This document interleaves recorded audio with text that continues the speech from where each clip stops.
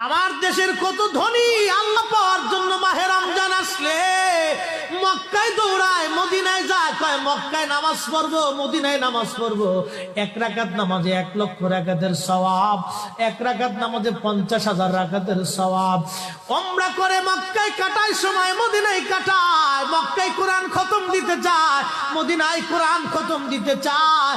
সওয়াব মাহে রমজানে অগণিত সওয়াবের আশায় ব্যক্তিগুলি আল্লাহর ঘরে হাজিরা দেয়, কিন্তু বাড়ির পাশে গ্রামের কত গরিব মানুষ টাকার অভাবে বাবা ভালো ইফতার করতে পারে না, টাকার অভাবে কত মা ভালো সেহরি করে রোজা রাখতে পারে না। এই ধনীরা এই গরিব মানুষের ঘরে খাবার না দিয়ে আল্লাহরে পাওয়ার জন্য মক্কা মদিনায় দৌড়ায়।